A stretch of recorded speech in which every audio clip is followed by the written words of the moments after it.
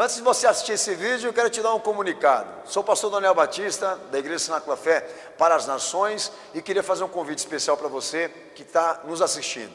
Passa pelo nosso site, horadaverdade.com, site oficial da nossa igreja, onde nós vamos ter um encontro marcado ali todas as quintas-feiras, às 8 da noite, e aos domingos, 7 da noite, nos nossos cultos ao vivo. Nosso ministério com compromisso de transmitir todo o conteúdo desse culto para a edificação do teu coração. Horadaverdade.com, vou ficar muito feliz de te conhecer, de poder estar junto com você, com certeza, num só corpo, numa só fé, num só amor ao nosso Senhor e Salvador Jesus Cristo. Um beijo, um abraço, te vejo lá.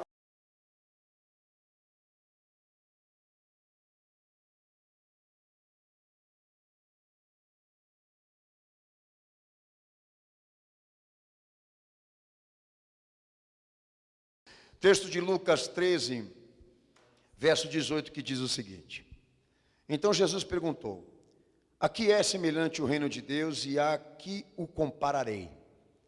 É semelhante ao grão de mostarda que um homem tomou e plantou na sua horta, e cresceu e fez-se árvore, e em seus ramos se aninharam as aves do céu. E perguntou mais: a que compararei o reino de Deus?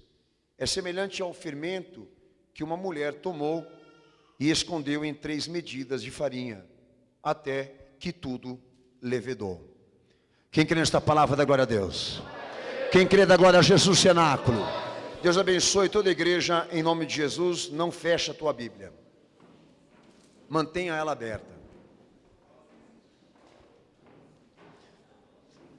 Eu vou dar muitos textos aqui, mas vou ler pouco. Quem quiser anotar, anote. Amém? O pastor, eu fui orientado pelo meu Senhor a pregar sobre essa parábola hoje, e ela retrata sobre salvação. Como Deus administra o seu plano, como Deus atua no campo da missão. Jesus, ele veio por intermédio da revelação, da carne, da semelhança de um homem, para executar ou pôr em prática, em evidência, o plano que Deus estabeleceu para o mundo participar. E o que Deus queria por intermédio do seu Filho? Seria só dar aos homens uma prova de amor, como muitos estão transformando o Evangelho? Não. Seria reverter e mudar aquilo que Adão iniciou, e nós somos participantes disso também, o pecado. Então aí está uma das muitas parábolas que Jesus anunciou o reino dos céus e como se cumpre salvação. E eu quero começar aqui a fazer um pedido, irmãos, que vocês prestem muito bem atenção nas expressões, principalmente nos verbos citados na Bíblia, porque são de profundo significado naquilo que a mensagem está querendo dizer. Prestem muita atenção, trabalhem isso, mastiguem isso, porque se tirar uma palavra do texto, que traz o gênero, você pode modificar completamente o sentido. Então nós temos aqui utilizado pelo Senhor a seguinte expressão: semente, grão. E o reino do céu se assemelha a isso. Então isso é tratado em 2 aspectos. No grego isso se chama kokos, que traduzido na questão de grão e semente se detona singularidade.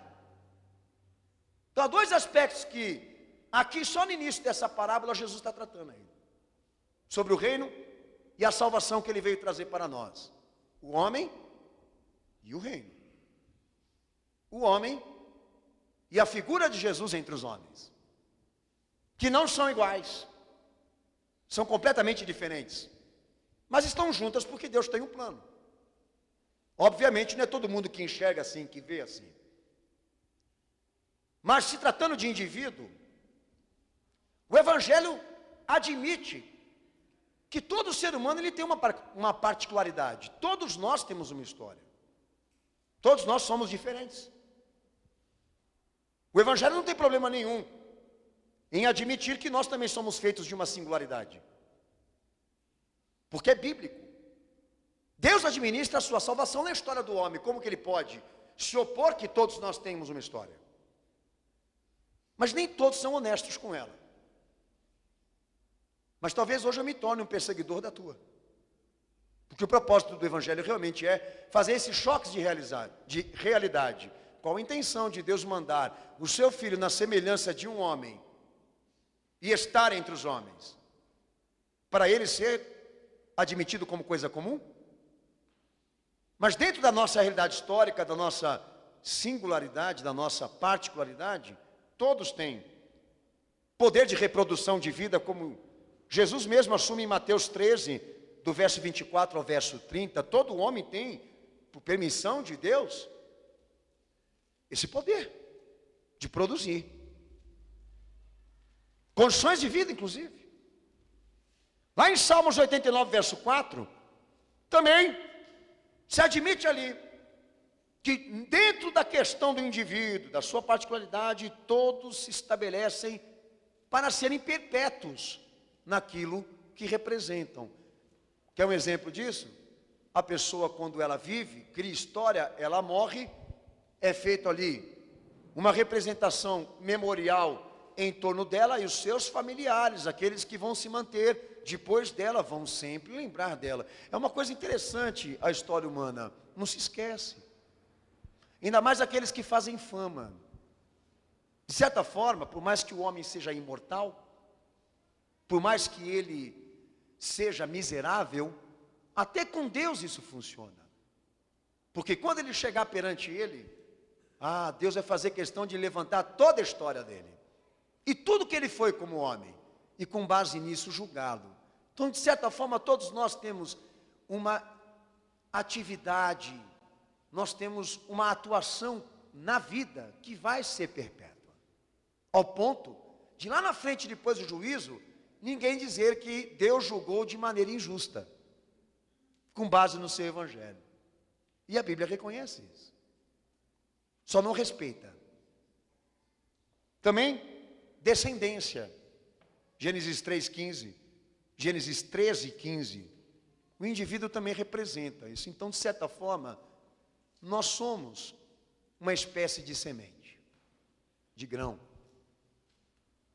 Nós somos um ser, uma singularidade perante Deus. Nós temos vontades, opiniões, pensamentos, história, descendência, família.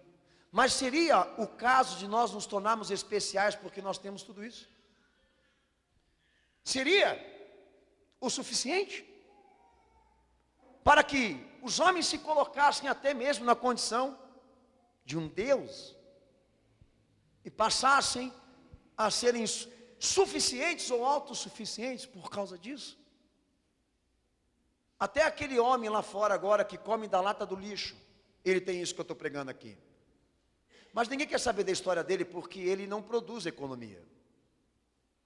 Nós queremos saber o que ele tem para dizer, mas a sociedade não quer saber. A igreja quer saber porque quer recondicioná-lo para Cristo, mas a sociedade não quer saber. Mas ele não deixou de ser ser humano, ele não deixou de ser pessoa.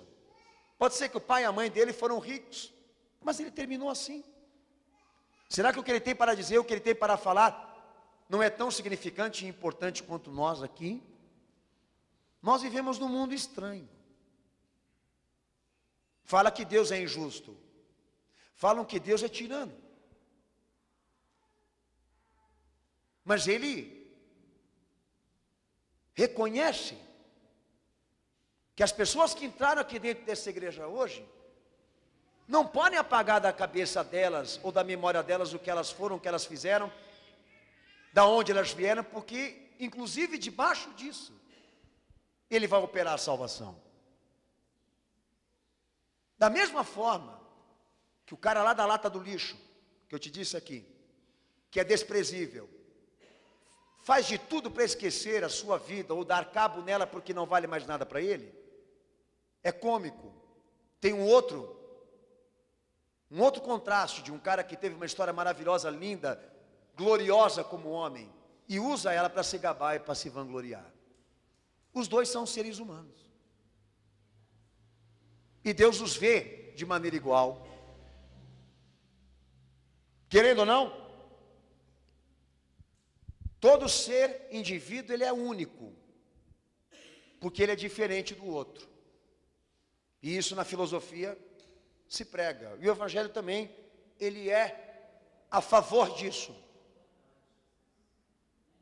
E não vai de forma nenhuma apagar essa realidade de nós aqui. Pelo contrário, vai usar. Daí entra um outro aspecto da questão de se detonar a singularidade para o reino de Deus agora, não mais para nós. Qual é a história de Deus? Qual é a sua vontade? Do que é feito o seu caráter? O que ele demonstrou por intermédio do que ele revelou? O que ele queria dizer para a sociedade quando o seu filho esteve aqui entre os homens? Você tem uma e ele não pode ter? Todo mundo é movido por consciência e por ideias, mas Deus é obrigado a ficar inativo. É estranho isso. Como que a sociedade é desleal, ao mesmo tempo que hipócrita? Se Deus é uma pessoa, porque demonstrou por intermédio do que ele revelou, do que ele criou, que por mais que ele não tenha um corpo, por mais que ele não tenha uma parte física, uma molécula, um átomo, ele é feito de vontade, de caráter. E porque nós, indivíduos, sociedade, cheia de ideias, opiniões e vontades, queremos que tratá-lo de forma diferente. Então, quando o reino de Deus esteve aqui, por intermédio do seu filho, que a virgem despojou, o propósito de Deus por intermédio dele, é dizer aos homens que estão aqui, que aquele que está acima deles, também tem as suas particularidades, e que você não despreze, que você não jogue essa outra perspectiva, que qual seja o Deus que você creia, ou que você tenha, se ele não tiver opinião formada, vontade, caráter próprio, ele perde completamente a sua significação. E você acabou de ter por Deus um idiota como você. Se Deus é Deus, então, gente, vamos trabalhar essa experiência verdadeira. Ele chora, ele sorri, tem coisa que ele gosta, tem coisa que ele não gosta. E Jesus demonstrou isso. E a semente no Evangelho passa a ser, nos termos primitivos, o Messias, o Salvador e a morte pelo pecador. Texto de João 12, 24. No texto de Mateus 13, verso 3 ao verso 23, a semente, o grão, também representa a palavra proferida que ele pregou pela sua própria boca. Quem testifica diz amém. Como também Lucas 8, verso 5 ao verso 15, 1 João 3, verso 9. Segunda palavra também, de Mateus 13, verso 24 ao verso 30, como 1 Pedro 1, 23, a semente também representa os filhos do reino de Deus, que germinaram, cresceram a partir de uma única semente. Quem é? Jesus Cristo. E aí está a distinção daquele que é natureza, criatura de Deus, aquele que foi regenerado, transformado por Cristo. E a semente também representa esse indivíduo que entrou dentro da história de Deus e foi vítima da sua salvação. Quem testifica diz amém. Guarda isso que nós vamos usar. Também no texto de 1 Coríntios 15, 36 e João 12, 24, a semente também representa o pensamento de Cristo. E Paulo usa morte para o pecado e reprodução abundante do evangelho da vida que Jesus prega, principalmente João 12, 24.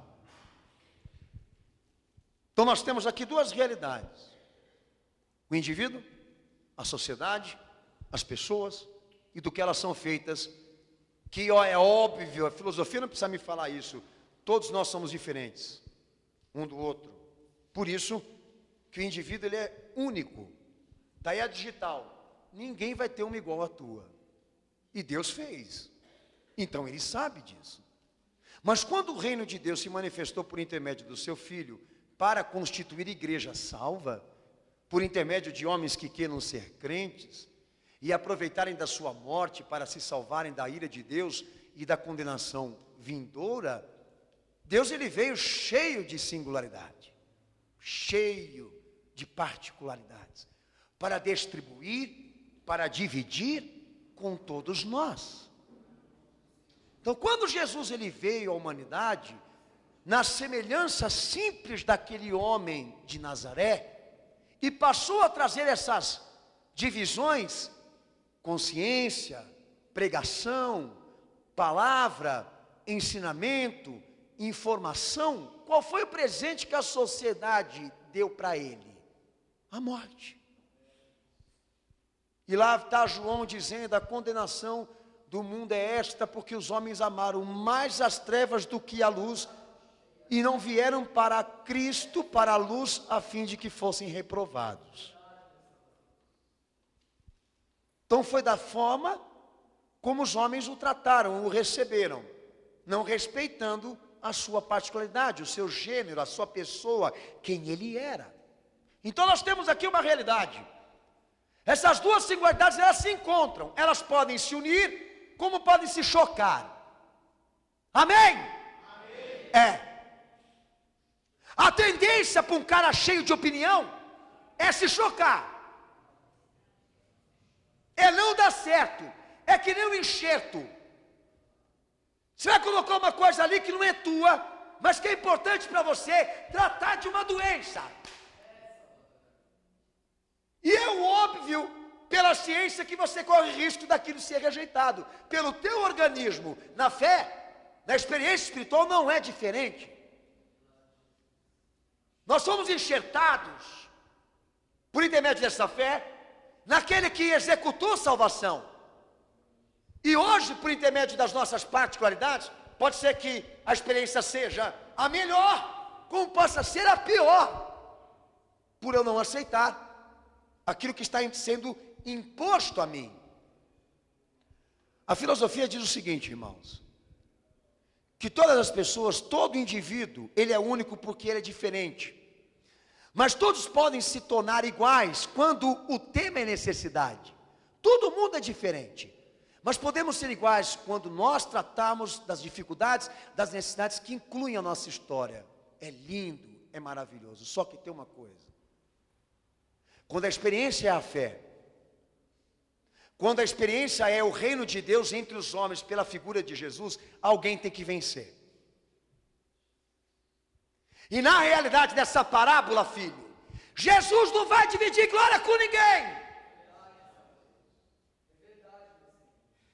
Não existe essa igreja na Bíblia, que as pessoas entram e ditam a Deus regras. Não existe esse Deus que se permite ser governado por opiniões e pensamentos alheios. Você tem tua consciência, Deus também tem a dele. E pode ser que nesse culto hoje, ambos aqui venham se chocar. Porque Deus não vai ceder para mim e não vai ceder para você. Aí é que entra a questão. O reino de Deus se assemelha a esta experiência. Todos são pertencentes a alguma coisa, relativos a um único ser, especial, raro, até extravagante. Mas no quesito das coisas relacionadas a Cristo e a sua salvação, só vinga salvação em quem se sujeita a Ele, em quem se abre para recebê-lo como Ele é. Por isso, no primeiro aspecto, ele já determinou que aquele que ouve a palavra do reino, que aquele que admite a semente que Deus deu, a revelação que Ele depositou na humanidade, nessa terra, porque Jesus esteve aqui e pregou aqui, é registro histórico, está aí. Ele é semelhante àquela hortaliça, aquela árvore que cresce e aninha sobre os seus frutos, sobre os seus ramos, as aves do céu. Porque esse cara aí, Ele já não representa mais uma sociedade que é governada por consciência e por ideias.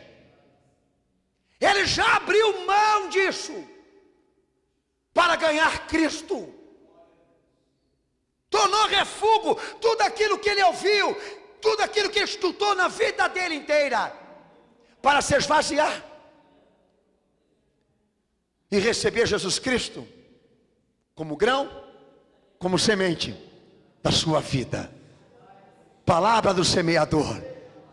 O reino de Deus, quando ele semeia entre campos, e dos campos mais variados, entre solos e dos mais variados, e a pluralidade. Todos nós somos diferentes, por isso somos únicos, mas quando ele está no meio do homem, ele não tem uma palavra para a família diferenciada, para o jovem, para o adolescente, ou para a sociedade, ou para a igreja. Ele fala uma só palavra, porque Deus não tem caras. Deus, ele é um só, ele tem caráter.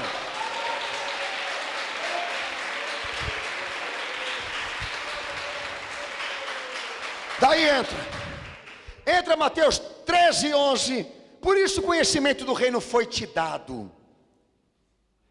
Por isso o conhecimento do reino foi te dado. E agora o rei celebra as bodas do seu filho. Mateus 22, e manda convidar todo mundo. Testifica aí. Abriu um pouquinho aí, deu para ver? Mateus 13, 11, lê então. Está meio desconfiado, irmão? Pode ler.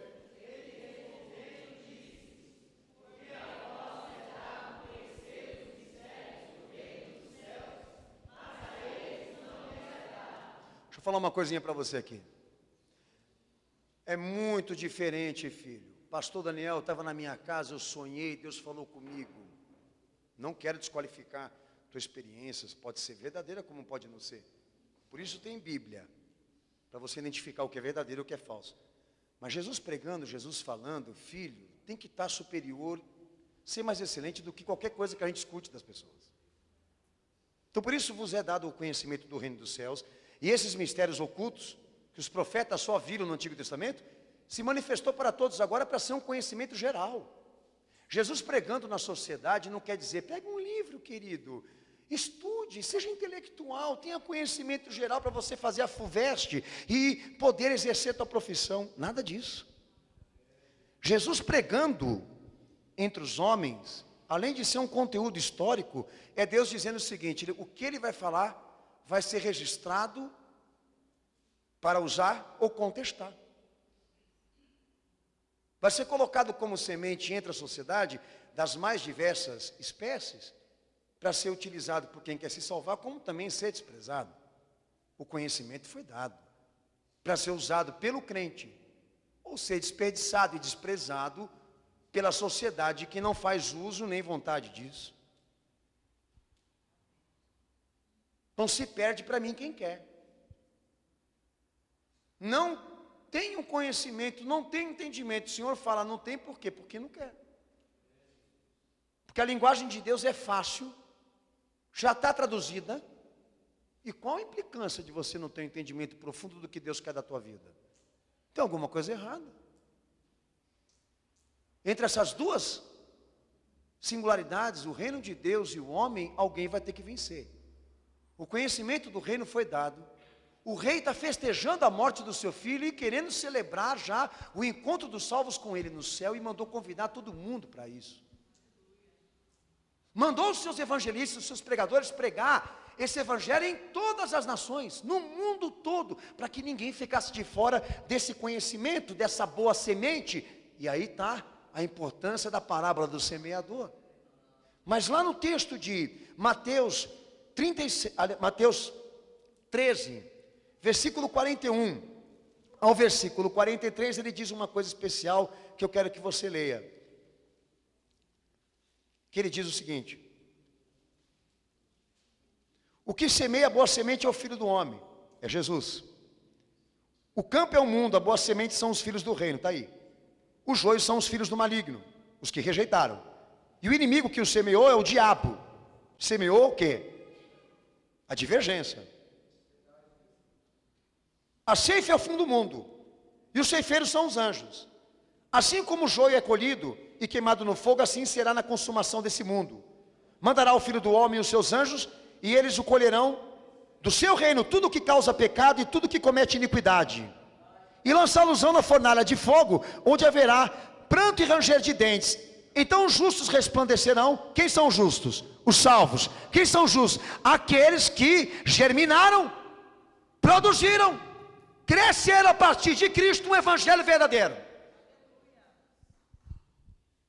O sol resplandecerá sobre eles, no reino do seu Pai. Quem tem ouvidos, ouça. Quem tem ouvidos, ouça. No futuro, aí entra a questão. Nem todos acreditam nisso, mas no futuro, o Evangelho determina que Deus mande para o fogo todas estas sementinhas do mal, para a condenação eterna e para o fogo eterno, para serem queimadas lá por um único quesito, por uma única questão, uma das mais fortes dentro do pecado: o fato delas não crerem e não receberem Jesus para viver o plano. Então alguém vai ter que vencer aí. Eu estou aqui pregando essa palavra porque eu já permiti que isso acontecesse na minha vida. Apesar que tem alguns líderes aí que não. Já partiram para a questão de mudar tudo isso que eu estou pregando aqui para fazerem igrejas comerciais. Mas só o fato de eu estar pregando isso aqui no púlpito exige de mim, como pastor e pregador, esse esvaziamento, essa renúncia, essa entrega. Porque quem disse que dentro da glória ou da salvação que Jesus representa, nós vamos dividir com Ele ministérios? É singular. Meu amigo, quem vence aí é Cristo. O tudo é dele. Ou então não é nada. Eu tenho dito constantemente aqui, irmãos, por que será que as pessoas não largam o osso?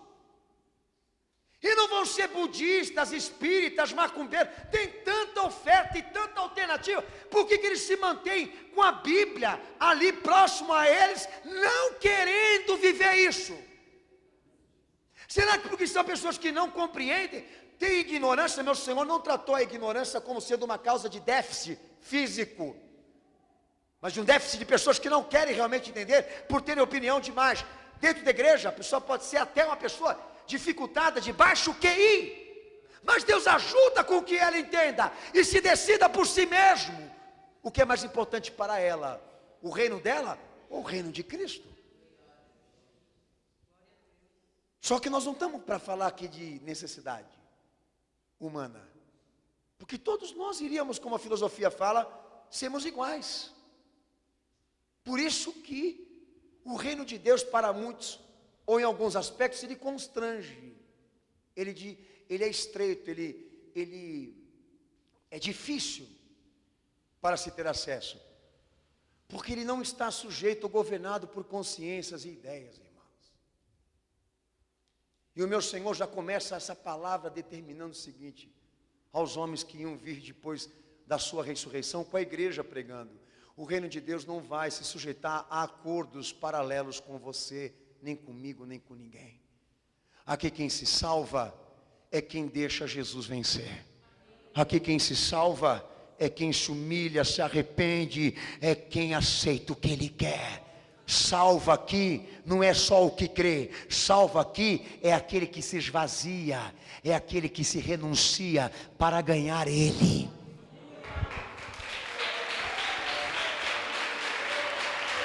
Aleluia.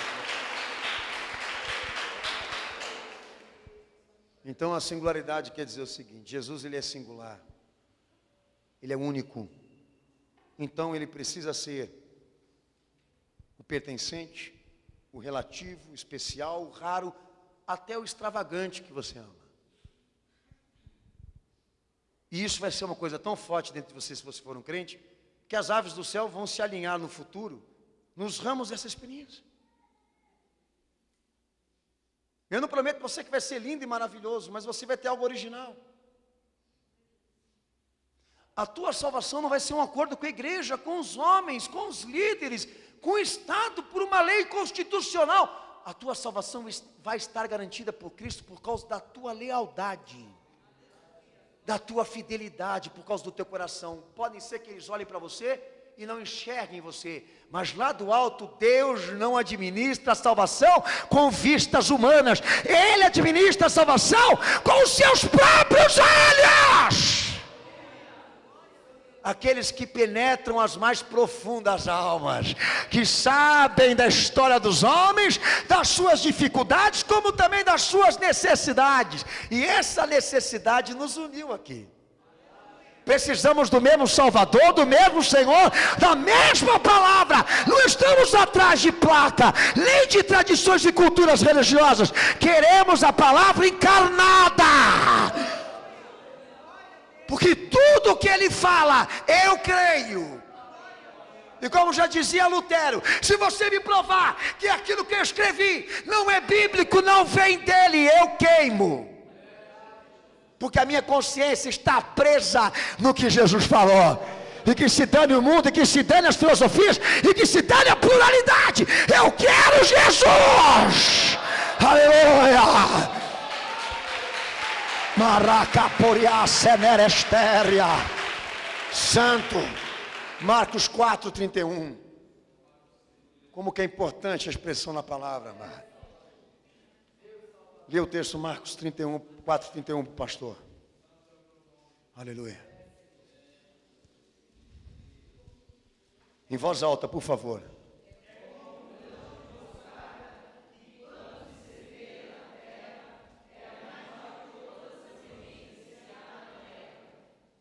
Pode ler o de baixo.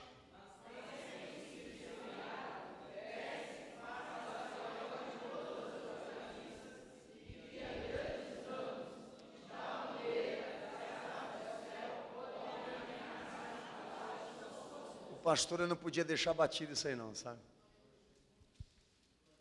Semente de mostarda, forma usada por Cristo para ilustrar o seu reino na sua pregação, na sua palavra, o quanto ela é singular. Mas aqui Jesus, por intermédio dessa expressão, ele quis dizer o seguinte: é uma figura que está sendo usada para exatamente dizer as complicações da pregação do evangelho entre os homens. Aparentemente, a pregação, o evangelho é minúscula a semente, quase imperceptível. Mas o Senhor deixa claro o quê? Mas que for usada e utilizada por homens, pode se tornar uma grande hortaliça ao ponto de chegar até a 5 metros de altura. Uma palavra simples, objetiva, que não é uma sedução. Deus não trabalha por sedução e paixão.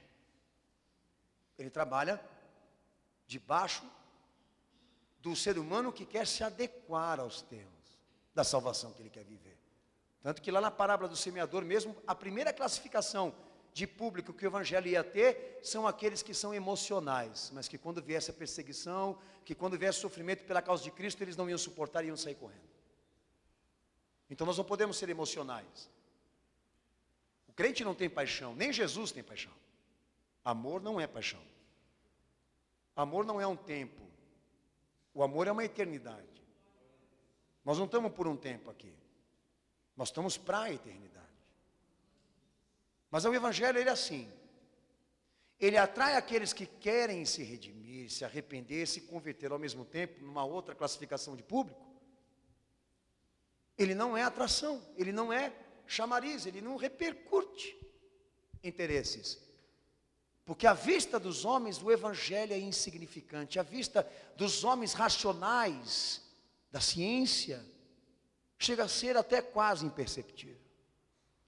Então o Senhor, ele deixa claro por intermédio desse ponto, outro ponto da parábola, que para aqueles que iriam aceitá-lo, ele deixa um recado a partir de Mateus 13:31, Marcos 4:31, Lucas 13:19, que o reino de Deus se desenvolve por intermédio de um início íntimo, lá no coração. É ele e você, e não há mediação. Por muitos séculos a igreja usurpou o direito das pessoas terem fé, e usurpou o direito exclusivo de Cristo de poder ser salvador dela, dessa pessoa. E se viu ali no meio destas duas coisas, querendo administrar tudo por causa de interesses próprios. Eu não preciso nem falar quem inaugurou esse conceito. Mas a salvação é uma coisa tão profunda, que o pastor aqui de cima, ele não tem visão aonde a semente está germinando e crescendo. Eu não tenho esse parecer aqui, eu não tenho poder para saber quem é salvo, quem não é. Por mais que a fé nos dê uma ciência de avaliação de comportamento. Eu não tenho esse poder. Na intimidade das pessoas para saber até onde Jesus chegou e a palavra dele também. Mas o Senhor fala que salvação é isso. O reino se desenvolve entre aqueles que são crentes, dentro de uma intimidade que ninguém participa, ninguém está lá. As aves do céu podem se alinhar a isso que ele está vivendo em Cristo. Mas a salvação é uma intimidade. A salvação é uma particularidade. A salvação é um acontecimento que o Senhor sabe, você sabe, os dois glorificam, mas pode ser que tenha gente em volta disso tudo que não está percebendo nada. Eu vou dar um exemplo claro também, novamente, sobre isso aqui. Não confunda moral com salvação. Não confunda ética com salvação, por mais que tenha conteúdo disso. Salve aquele que crê. Salve aquele que é crente nele. Moral, ética são consequências, são ramos. Falo da raiz aqui para você. Intimidade, coração, comunhão, pensamento, sentimento, parte espiritual, a parte imaterial do homem que ninguém sabe, que ninguém conhece, mas Deus vê. Mas Ele vê, e é lá que o reino de Deus habita. É lá que ele se desenvolve, é lá que ele atua, sem pedras, sem espinhos, sem divergências, sem ignorância, sem incredulidades, sem pecados, sem iniquidades, um coração transformado, liberto pelo poder de Cristo, que por mais que para a sociedade esse cidadão não seja economicamente correto, para Deus ele é fruto dessa salvação e já está reconhecido no céu, mesmo que ninguém veja ele, mesmo que não seja um banqueiro, que não seja um industrial, que não seja um homem rico. Seu nome já está escrito no livro da vida, e o céu sabe quem ele é, e os anjos sabem quem ele é, o diabo sabe quem ele é. E sabe quem é crente, irmão, para o evangelho? É aquele que não subestimou o poder da fé. É aquele que não pôs em xeque os seus ensinamentos. É aquele que não pôs em xeque aquilo que Jesus manda. E por incrível que pareça, por mais simples que seja, tem constrangimentos ainda. E arruma muita confusão ainda. E prejudica o sistema, porque os homens não conseguem governar uma igreja lavada e redimida pelo sangue de Cristo. Porque Jesus é o cabeça dela. Já dizia meu Senhor lá para a samaritana: minha filha, eu estou aqui diante de você para cumprir a lei espiritual, pois Deus já determinou que Ele há de levantar verdadeiros adoradores, que o adorem em espírito e em verdade. Maracastarapiá posserevesta. Aleluia, meu santo Senhor. Lê Mateus 18, verso 19 e verso 20, irmãos. Essa semente de mostarda chamada palavra do reino, que não pode ser interferida por nenhum idealismo, que tem intimidades com aquele que é crente. Ela deixa uma informação bonita para você aí. Todo crente em Jesus, ele não é crente porque ele é simpatizante, ele é crente porque ele é sujeito. Lê o texto. Mateus 18, verso 19, verso 20.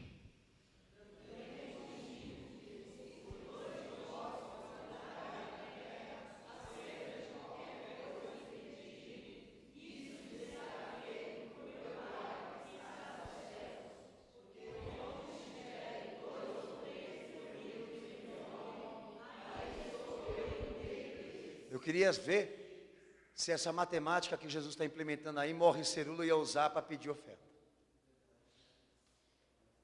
Eu queria ver se essa matemática de 3 ia ser utilizada pela igreja da visão comercial de que agora Deus prospera por intermédio do quanto você dá.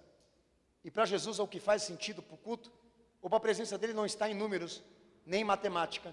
Essa marcha para Jesus que vocês viram aí, tem quantidade, mas não tem qualidade, tem quantidade, mas não tem gênero, tem quantidade, mas não tem reivindicações que correspondam às reivindicações do reino. Tanto que a cidade já classificou como marcha cultural, porque o dia que classificar como uma marcha cristã, vão ter sérios problemas com ela. Ela não vai ser normal, comum. Bom, daí o Senhor diz, quando 1 ou 2 ou 3 estiverem reunidos em meu nome, ali eu estarei. A minha presença está confirmada por intermédio do quê? Por intermédio de crentes, não de quantidade. Porque o crente, para o evangelho, é o sujeito à singularidade de Deus. É aquele que está cativo em sua consciência ao que Jesus é, ao que ele pede. Então, irmãos, pode ter comprometido toda a tua caminhada que eu estou dizendo hoje aqui. E Deus trazendo sobre você a seguinte informação: não quero quantidade, nem matemática, não quero que você se envolva com as repercussões, com aquilo que vão dizer, com aquilo que vão falar, com as motivações humanas. Quero você inteiramente dedicado, especializado àquilo que procede dentro do teu coração. E quando você for se reunir em meu nome, leve o coração. Leve a sujeição. Porque todo culto Jesus quer ganhar alguma coisa de nós. Todo culto ele quer vencer alguma coisa de nós. Todo culto ele quer ser raro, especial, único, relativo a você. Até extravagante, por quê? Porque muitas vezes o que ele é e o que ele pede não se adequa à modernidade. E por isso a igreja é taxada muitas vezes. O fato da mensagem ser um pequeno grão, quase imperceptível para muitos, foi o motivo de ser desprezível.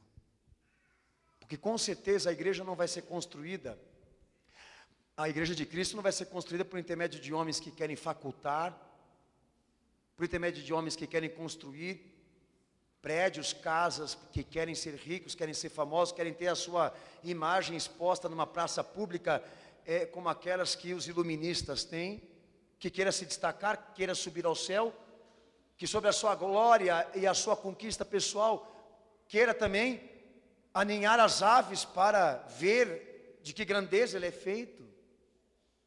O evangelho não trabalha esse tipo de gente. O reino de Deus não atua sobre esse tipo de aspecto, de pessoa, de indivíduo, que quer usar o nome de Cristo e o nome do cristianismo para desenvolver metas pessoais, glória própria. Jesus deixa claro aqui, o reino de Deus só se aplica ao indivíduo crente, ao sujeito, que quando a palavra é pregada sobre ele, anunciada sobre ele, ele quebra fácil, ele se rompe fácil, ele se entrega fácil. E quando Deus pede para ele, tira essa pedra e esse espinho, ele vai lá, arena, fofa a terra, prepara ela para quando o semeador voltar de novo, aquela semente desça mais fundo ainda dentro dele. Como já dizia João Batista, porque vós pensais fugir da ira futura de Deus, dizendo que o vosso pai é Abraão. Arrependei-vos, pois, porque é chegado o reino do céu, e produzir bons frutos de arrependimento, porque dessa pedra Deus pode dar a Abraão filhos, mas do reino só entra quem é convertido e arrependido.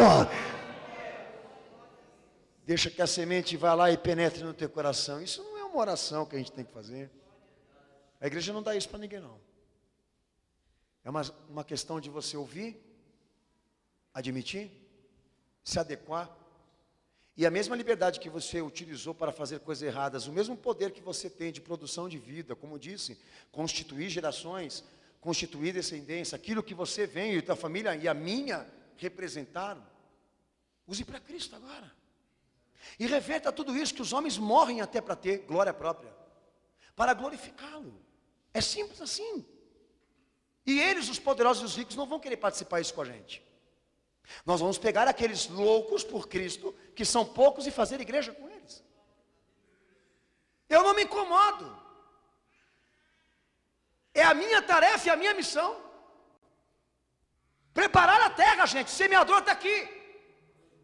Tirar as pedras e os pios que dificultam o reino de Deus de ser semeado no teu coração. Deixar que Ele seja, Senhor. E não uma brochura, uma etiqueta numa camiseta, como já o transformaram. Numa causa idealista, numa causa comercial, como já o transformaram. Num socialista, num marxista, num filósofo, num cientista, num romântico, num poeta. Não tornemos comum aquilo que é sobrenatural. Não tornemos comum e humano aquilo que é de Deus. Não nos assemelhamos a Ele, porque Ele é maior do que nós. E a palavra que sai da sua boca pode ser desperdiçada e desprezível para este daqui, mas para aquele lá, o reino de Deus vai vingar. E quando a semente entrar, a obra que Ele faz aqui vai levar ele lá para a glória. Maracaporiá seregestéria. Aleluia, meu santo Senhor. Leia para o pastor, por favor, irmãos. Texto de Lucas, capítulo 13, verso 20. Vamos entender agora aí essa última parte, em nome de Jesus. E perguntou mais, o que Jesus fala aí? E que compararei o reino de Deus? Lê o 21 agora. É semelhante ao fermento que uma mulher tomou e escondeu em 3 medidas de farinha, até que tudo. Amém. Então vamos tratar aqui o problema dessa mulher. E quem é igual a ela? Está mais do que perceptível aqui, que ela é um contraste do que nós ouvimos falar sobre a semente de mostarda. Essa mulher, ela traz sobre si uma qualidade chamada fermento. E se você se aprofunda na palavra, essa forma ilustrada que Jesus tratou esse outro aspecto, traz o seguinte: uma metodologia que os fariseus e saduceus, espiritualmente, no sentido religioso, também representavam. Segundo a Escritura Sagrada, o que foi deixado para azedar, nunca foi aceito nem na lei, como forma de oferta, de entrega pessoal para Deus. Segundo a palavra de Deus, fermento implica em desintegração, corrupção, estado de decomposição, imundícia, em descendências, inclusive. Símbolo do mal e da corrupção hereditária no homem, segundo Êxodo 12, 8, 15 e 20 também. Segundo a verdade de Cristo, agora no Evangelho, representa hipocrisia, fermento. A preocupação com a exibição, Mateus 23, verso 14, 16, como Lucas 12, 1. Ceticismo e ignorância culpável, Mateus 22, verso 23, verso 29. Malícia e astúcia política, de Mateus 22, verso 16 ao verso 21. Também, mau comportamento de fé e apostasia, segundo Paulo, 1 Coríntios 5, 6 e Gálatas 5, 9. Quem era essa mulher e o que ela tinha por intenção? Deixar com que, aliás, trabalhar com que aquela farinha crescesse por intermédio de fermentos adicionados. O que Jesus queria tratar aqui, pastor Daniel? Da vida corrupta, leia muito mais do que isso. É uma sequência. Primeiro ele traz a você o que o reino de Deus se assemelha e em quem eles, em que tipo de sociedade e pessoa ele executa a salvação. E agora ele começa a falar de uma mulher que pega o fermento e aplica na massa ou em 3 medidas para fazer levedação. O que Jesus está querendo dizer com isso, pastor Nel? Acerca de uma substituição de metodologia. Ele está falando de uma geração posterior que se formou depois da sua morte e ressurreição, que não se agradou do que o Evangelho ensina E foi a luta e a esforços para mudar tudo isso. E mesmo tendo conhecimento da justiça de Deus, que foi efetuada por intermédio do seu Filho na cruz, permaneceram no pecado e na corrupção de Adão. E não satisfeitos em mudar, em permanecerem no pecado e na iniquidade, ainda se acharam no direito de mudarem o Evangelho. Então, ao invés de nós aplicarmos aqui a semente do reino do céu, nós vamos fazer uma coisa diferente. Nós vamos produzir fermentação. Vamos dar à nossa religião uma metodologia usada, parecida, característica àqueles que perseguiram Jesus, que tinham aptidões religiosas voltadas para a vaidade, para a aparência, para a demonstração, para o aspecto, para tudo que relaciona a glória do homem. Eram completamente anticristãos. Então Jesus lhe passa a tratar aqui, nesse aspecto, um evangelho falsificado. Por intermédio de pessoas que ocultam, são silenciosas, misteriosas, vivem por uma completa ação de fermentação. Está sobre elas o mesmo aspecto, a mesma característica, a mesma versão que Israel representou diante da cruz. Caia sobre nós o sangue dele e sobre os nossos filhos, mas nós não vamos admitir conversão. A mesma noção se transfere para esta geração constituída depois da cruz. Não é suficiente para eles serem imundos e criarem descendências de corrupção. Eles também querem mudar o Evangelho. E a metodologia original, específica, para dar ideias ou construções de outros textos, de outras formas, e criar uma mistura que nós estamos vivendo hoje aqui, que você não sabe dizer o porquê, mas Jesus já estava tratando antes disso acontecer. Apostasia, corrupção de fé, desvio de conduta, corrupção dentro da igreja é vista pelo Evangelho como um dos maiores e mais fortes segmentos do satanismo que impera nessa terra. Porque eles usam os recursos da fé, de Cristo e da cruz, para fazerem o mal. Aqueles que estão ali fora, é fácil você ver da onde eles são e quem os governa, mas quem está dentro da igreja, você tem uma certa dificuldade para interpretar o que eles são, o que eles fazem ou do que eles são feitos, porque eles estão escondidos por detrás de expressões, de rostos, de palavras, de frases bem construídas com o nome de Jesus, mas não são dele. Uma obra que cresce pela fé, ela não pode ter fermento. Paulo diz do fermento da malícia, da maldade, o fermento da iniquidade, que interfere na massa, que é Cristo, irmãos, massa pura, sem pecado, a qual foi partido pela nossa salvação. E ele tratava do quê?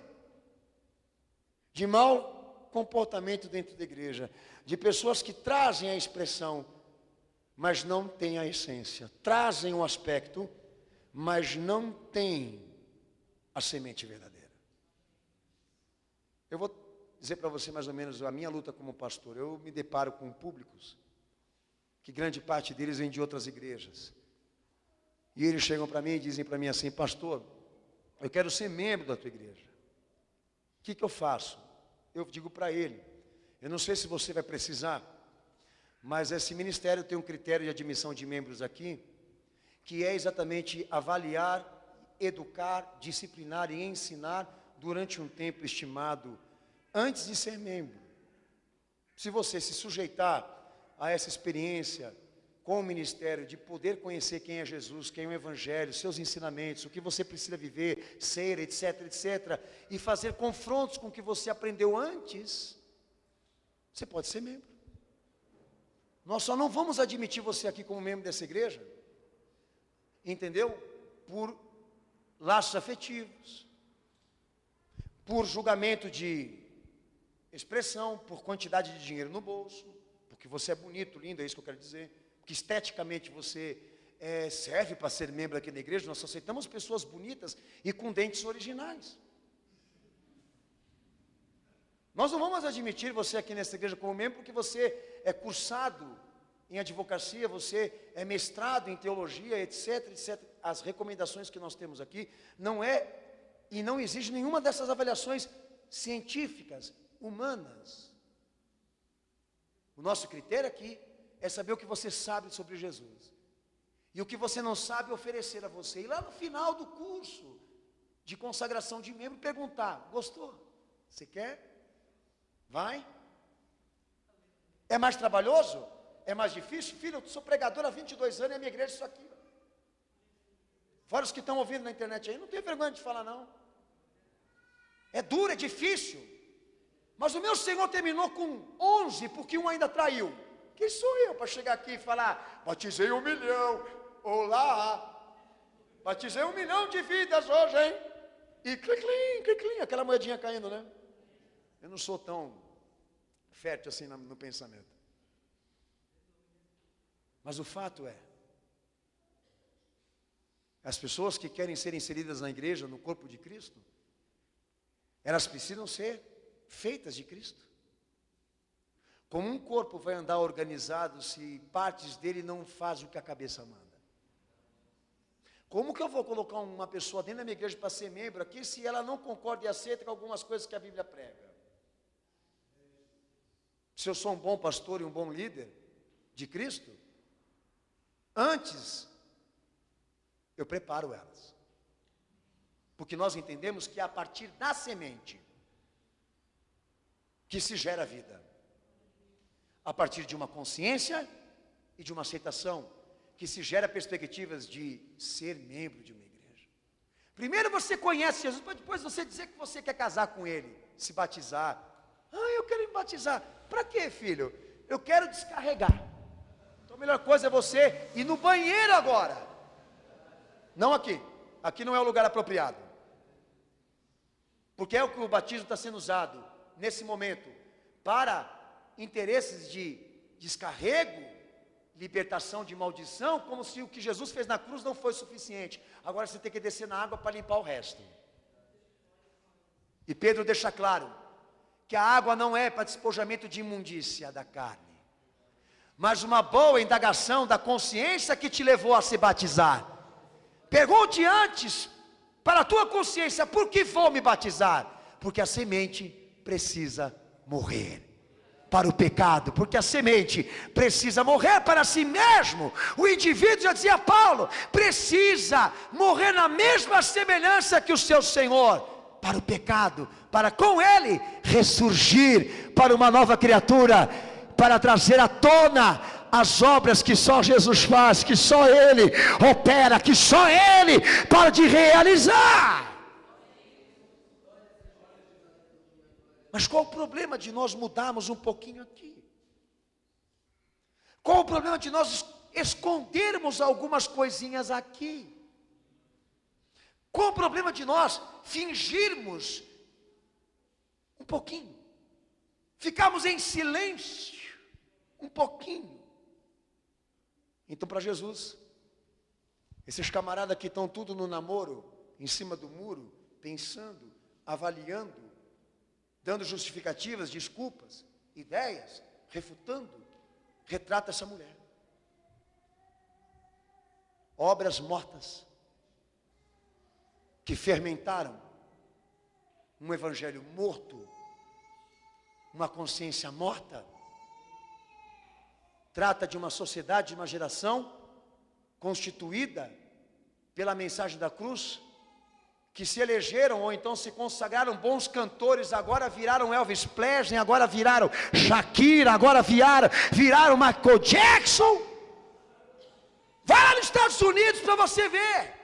Maioria protestante, maioria metodista, maioria batista, maioria presbiteriano. Para quê? Todo esse esforço para dizer que os Estados Unidos é um país protestante. Protestante para matar, para roubar riquezas naturais. Eu não sou anti-americano não, tá? Mas eu contesto essa linha histórica que todo mundo trata por onde o evangelho passou. Quem passou lá foi o diabo, foi o Lincoln. O pregador dele é o Lincoln, não é o Cristo. Sabe por quê?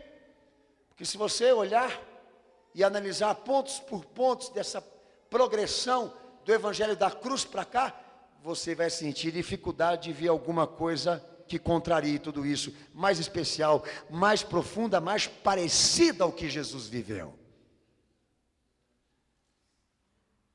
Lá em Roma, o evangelho, quando passou por lá, virou instituição. Lá na Grécia virou filosofia. Nos Estados Unidos virou industrialização. Você vai analisando ponto por ponto e fala: meu Deus, aonde está essa hortaliça que quando ela prospera, ela cresce? No evangelho os homens se aninham nos seus galhos para se alimentar do que ela tem para testemunhar.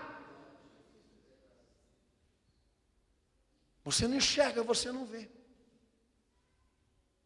E não adianta você reclamar, se você for um crente que está ouvindo eu pregar aqui nessa noite. Você tem feito alguma coisa para mudar esse quadro? Daqueles que estão fermentando o evangelho ao invés de praticá-lo? Você tem feito alguma coisa como cristão fiel diante daqueles que estão modificando o gênero?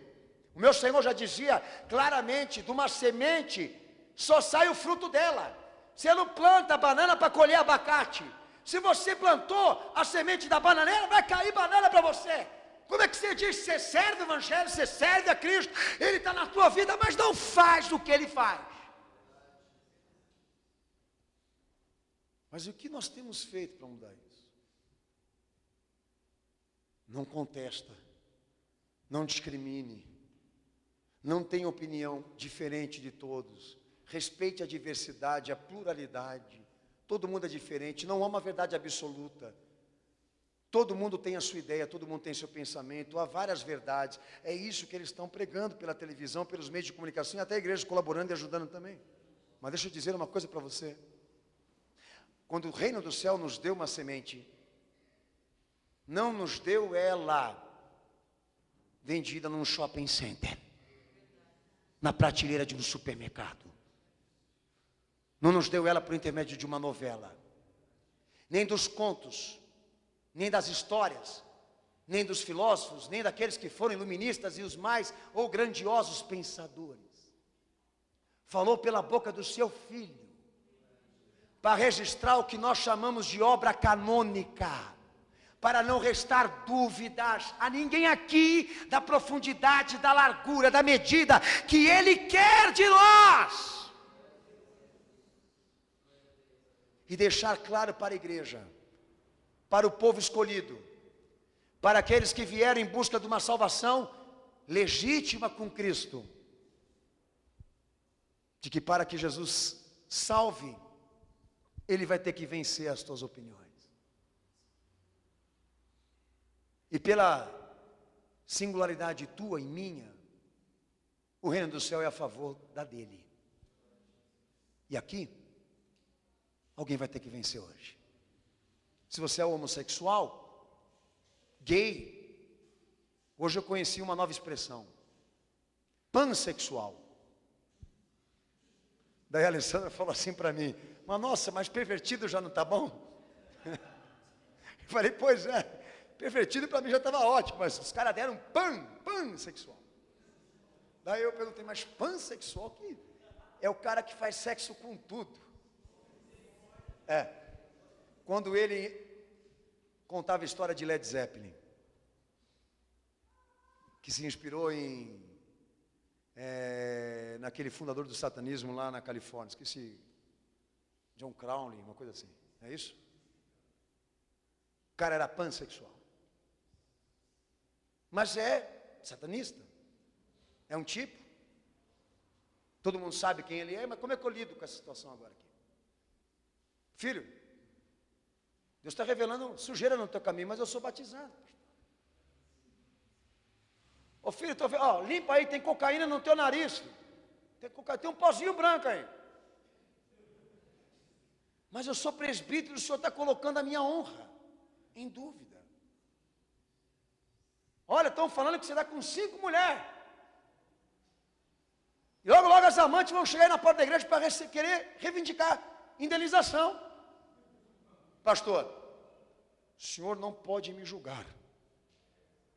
O outro pegou, jogou a velhinha, pegou uma nova, botou dentro da Assembleia de Deus do Bom Retiro e disse: é com ela que eu quero ficar, e todo mundo cala a boca e me respeita. Eu fiquei sabendo, publiquei a versão dele para comparar com aquilo que está aqui no gênero do reino, com a palavra do reino. Daí choveu de comentário de gente lá dizendo para mim: o senhor não pode julgar, quem julga é o Senhor, quem julga é Deus. A versão que mais pega é: não tem opinião, não conteste, não discrimine, não fale, aceite o diferente. Aceite o diferente. Só falta ele falar: estou na moral, né? Estou na moral, para cair na medida. Olha, essa roupa caiu direitinho em mim. Você entra na escola, é o que você aprende. Você entra no trabalho, é o que o teu patrão fala para você. Você entra em qualquer instituição, em qualquer campo de relação, as pessoas já estão lá paradas para te perguntar qual é o teu pensamento, o que você pensa, etc., para investigar se você vai se adequar. E todo mundo vai gostar de você, porque nós queremos paz. Mas se Jesus entrar nessa bagunça toda aí, você vai falar isso para ele também? Por favor. Sementinha, por favor. O Senhor vai se adequar às nossas ordens e leis religiosas. Aqui nós temos um templo que Herodes construiu por um acordo muito suado. Herodes falou para nós: dou o templo, vocês me dão os impostos. Tudo bem? E os judeus disseram: amém, Senhor. Esse templo foi construído com muito suor. Quando o Senhor entrar aqui dentro, o Senhor não pregue nenhuma dessas suas doutrinas. Aliás, nem venha aqui no templo de Salomão, aonde todos os caminhos levam para o Brás. Não. O Senhor, sabendo que era só macaco velho, era só canalha, era só safado, o que ele fez? Juntou o pouquinho que ele tinha de discípulo e foi lá querer o quê? Orar. E se fosse hoje, o obreiro do templo de Salomão já ia parar na porta e falar para ele: o senhor está com o celular? Estiver a sola do sapato do senhor para ver se não risca o chão. Deixa eu olhar se o senhor está vestido adequadamente. Cadê o chapeuzinho? Cadê o vestido branco sacerdotal? E as regras iam ser impostas na porta, aonde os ônibus passam e desaguam pessoas para ficar lá no muro da lamentação.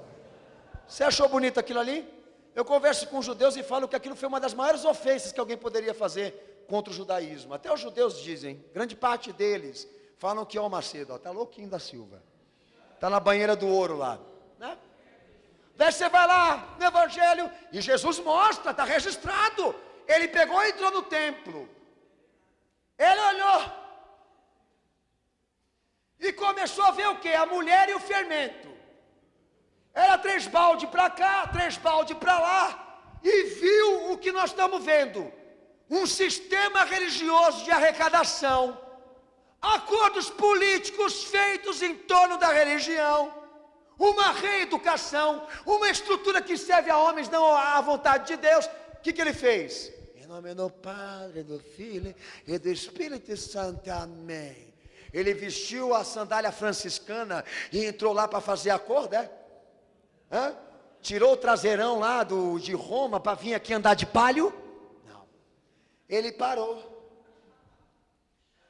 montou um açoite cuidadosamente, de 7 pontas, e a gente não sabe dizer com que, será com corda, e no fundo tinha uns pedaços de osso lá na ponta. Ele montou, chacoalhou, viu se o negócio funciona, falou para os discípulos: só assiste. E começou a açoitar, e a chicotear, e a espancar, e a expulsar aqueles homens de dentro do templo, com a seguinte palavra: Deus chamou isso para ser casa de oração. E vocês a transformaram num covil de raposa e de ladrões. Eu não posso fazer isso, mas Ele pode. Eu não tenho essa autoridade. Eu não vou lá quebrar o templo de Salomão daquele idiota. Por mais que eu tenha vontade. Porque se vender aquilo ali, paga a pobreza de São Paulo todinho. Eu não vou perder esse tempo. Mas eu digo para você, vamos imaginar que isso fosse a sua vida. O seu canto, a sua intimidade. Onde você não quer ser constrangido, onde você não quer ser discriminado, onde você não quer ser revelado e pede respeito. Respeite, me respeite. Não me discrimine, me respeite. Sou gay. Eu não, ele. Daí Jesus ele fala, eis que estou à porta. Se tu abrires a tua porta, eu entrarei, cearei contigo e tu comigo. Como que eu tenho que imaginar essa entrada de Jesus na nossa vida? Aquele que vai desaguar as águas limpas do reino celestial, para tirar todas as imundícias e impurezas que estão na minha vida. Aquele que vai sentar na mesa comigo e vai me ensinar, me educar, me disciplinar, com a chance de que eu seja diferente, transformado, de que eu seja filho do reino, filho não nascido da carne, mas do Espírito. Daí me vem um idiota e faz a música da seguinte versão: entra na minha casa, entra na minha vida, né? E toda a sociedade cantando essa música e louvando ela, como se isso fosse natural, normal. Ah, o Senhor vai entrar na minha casa hoje, para quê? Para assistir com você umas cenas pornográficas no teu computador e no Facebook? Aí é que está. Ele não está entre aqueles que fermentam o Evangelho. Ele não está no meio daqueles que são silenciosos, ocultos. Ele não atua. Ele não está presente entre aqueles que são misteriosos, escondidos, voltados para si mesmo.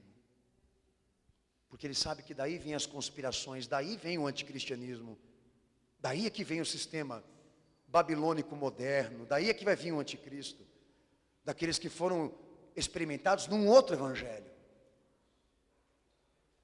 Mas o reino de Deus se assemelha a esse aspecto, daquele que planta a semente como ela é. E amanhã, os homens vão estar aninhados aos seus ramos, perguntando para ele: quem é esse Jesus que você acredita? Porque eu quero conhecer. Porque quem te viu e quem te vê. Eu quero esse Jesus na minha vida. Sabe por que a sociedade está ridicularizada agora? Porque se ela se alinhar ao que está sendo praticado dentro das igrejas, ela não vai ver diferença nenhuma do que está sendo feito lá fora. Ela vai perguntar: por que eu vou na igreja, se as coisas que são feitas lá no mundo estão sendo feitas dentro dela também? Para o meu Senhor, um evangelho nato, verdadeiro, puro, santo, sagrado, entre nós sendo praticado, vira projeto e perspectiva de que outros se salvem também, pelo testemunho verdadeiro que Ele espera de todos nós. Mas por que família não se converte? Por que posteridades são mantidas em maldição por intermédio dessas pessoas? Por quê? A obra não acontece na vida de muita gente, porque eles não plantaram, eles não fizeram o que era para fazer, eles encostaram para fermentar. Pode ser o teu caso, Jaque. E Jesus manda você se arrepender e se converter. Não interessa o que você fez e de onde você veio. Interessa o que você vai fazer diante do que Deus está falando hoje aqui. Se arrependa da tua religiosidade, se arrependa do teu pecado, da tua iniquidade, se arrependa da tua descrença, da tua incredulidade. Limpa tudo isso daí. Arena essa terra, porque o mestre mandou avisar que ele vai passar com a semente. E não quer ver rochas nesse terreno. Ele quer acesso liberdade, autonomia, para Ele ser quem Ele é, em qualquer tempo, em qualquer ordem. Ainda que seja no palácio, no estado ou na favela, ou nas mansões, Ele é o que é. E é esse Jesus que nós viemos hoje aqui, ou aceitar, ou se converter, ou renovar essa pegada. Qual o evangelho que está te dizendo hoje aqui? Mais profundidade, mais lealdade, mais obediência, mais santificação, mais conserto, mais confissão de pecados, mais pureza, nessa igreja que está reunida hoje aqui. Porque o reino de Deus só vinga salvação entre aqueles que são honestos com o seu Senhor, que são leais a Ele. E se alguma coisa der errado nisso tudo, é falsificado. Plantaram uma outra coisa aí que não é evangelho. E Deus mandou avisar o povo aí. Não se sensibilize, chore, faça alguma coisa. Não ponha a mão na boca, que horror, faça alguma coisa. Nós temos pessoas aqui hoje, nessa noite, assistindo esse culto, que muitas dizem assim para mim: pastor Daniel, continua, mas eles não querem fazer nada. Nós estamos jurados de morte, mas ele não quer ficar. Por isso eu deixo claro a todos aqui: o Senhor conhece a tua parte íntima, tua história. Ele não quer interferir no teu direito de escolha, mas mandou te avisar que o conhecimento do reino foi dado, hoje aqui inclusive, para amanhã te cobrar, porque Ele vai separar. E os filhos desse reino vão ser distintos dessa sociedade que o rejeitou. E eu espero em Cristo que o tempo que Deus te deu, você utilize para reverter, para mudar o que foi identificado hoje aqui. Só precisa de honestidade.